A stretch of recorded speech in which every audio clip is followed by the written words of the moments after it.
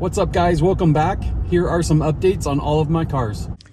I never really gave my truck a proper introduction on the channel, so let's do that first. This is my 2022 Ram 1500. I bought it brand new a year ago. It had 21 miles on the odometer when I left the dealership, and this is the first vehicle I've ever bought brand new. The current mileage is 6,179. It's the Bighorn Edition with a level 2 equipment package and a lot of nice options. Under the hood is a 5.7 liter Hemi e-torque engine that pulls and sounds really good. This is the first Hemi I've ever owned. And overall, so far, I really love this truck. It was sad to let my F-150 go, but I really wanted to upgrade, and I wanted a few things that my F-150 didn't have, such as remote start, a backup camera, heated seats, Apple CarPlay, stuff like that. Here's a look in the back. As far as mods go, so far I have tinted the windows. I installed a tonneau cover. I had PPF put on the entire front end. I installed these Nerf bars, and I installed some black lug nuts on the chrome wheels. As far as future mods go, I think eventually I will do a cold air intake, an aftermarket exhaust, and maybe tune the truck. I'm a big fan of the TRXs. Unfortunately, I can't afford one, but they have a red push start button, which I think is pretty cool. So I was toying with the idea of swapping my black one out for a red one. I think that it would make the interior look a little more sporty, maybe a little more performance oriented. So drop a comment down below and let me know what you think. Should I do it or should I leave it stock like this? I also want to get a spray-in bed liner. I think that's pretty much it on the truck. The 97 Cobra is still here. I mainly use this car to drive back and forth between my house and the garages to switch out cars. Current mileage is 446,200. Since owning this car, the stereo has never worked, so I've kind of been focusing on it. I installed this new head unit and the stereo started working again, but only in the rear. So I've got something going on with the front speakers.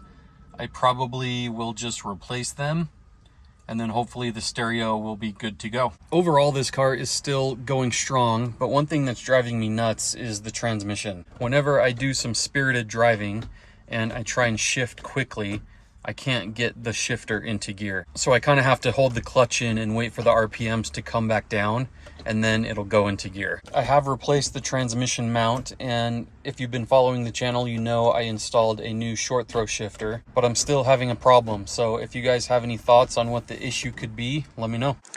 As far as upcoming stuff goes, in addition to fixing the stereo, I need to put some new tires on the car, and I'd like to install a catback exhaust. Moving on to the ZR-1, she's still here and still doing ZR-1 things.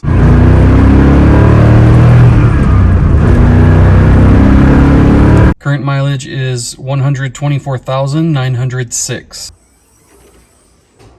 The car's running great. A little while back, I removed the throttle body and sent it off to Mark Heibeck, who is a ZR-1 specialist in Chicago, and he serviced it and got it back to me. So it's now back on the car. I also fixed the seat bolsters on the driver's side. A long time ago, I made a video of me fixing the bolsters on the passenger side, and basically I had to do the same thing to this side, and now they work.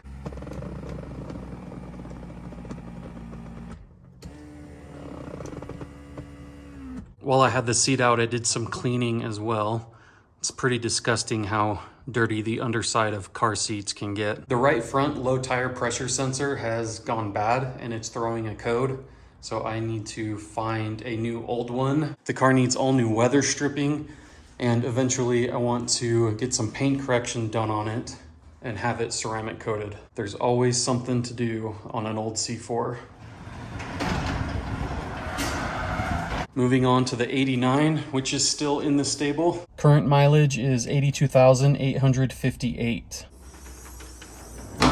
This car has been running great as well. Recently, I decided to beef up the ignition a little bit, so I installed a performance ignition control module, as well as a performance cap and coil. I'm pretty happy with the results. The car seems to have a little more pickup as well as better throttle response. So that's great. I've installed these parts before on an old 86 IROC that I had once upon a time, and I like them. So I decided to give them a go on the 89, and so far so good. I also installed new inside and outside window sweeps on both sides of the car, as well as new door weather stripping. In my opinion, the window sweeps were a pain in the butt to install, but they make the car look so much better. After installing the new weather stripping, I'm running into an issue where the windows won't roll up all the way with the doors closed, but they will with the doors open.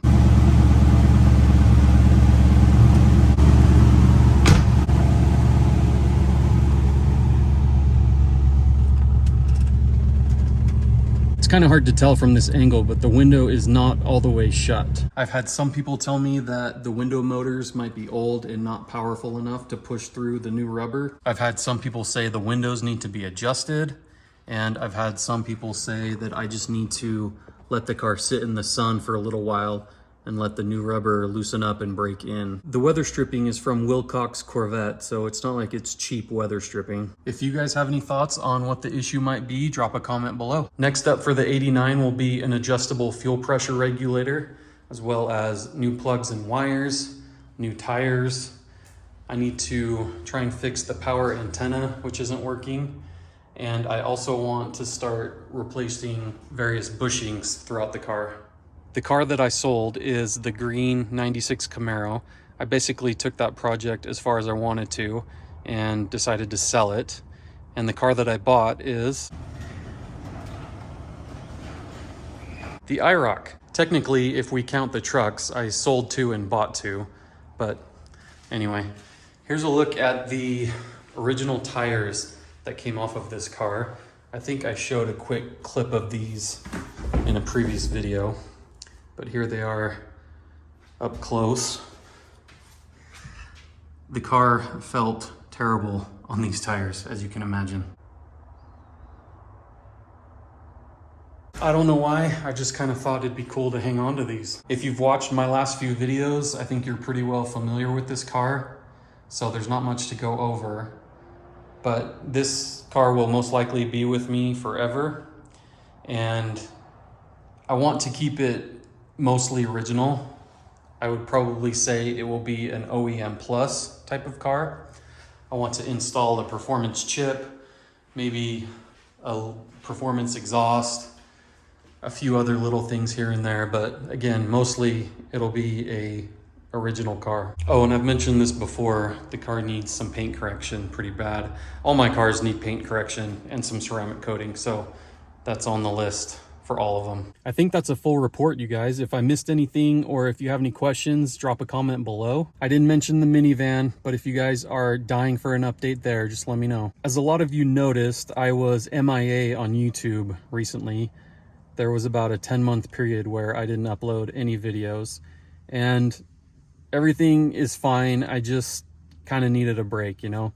I lost motivation, to be honest, to make videos, and took a break. YouTube is a part-time thing for me. I have a full-time job.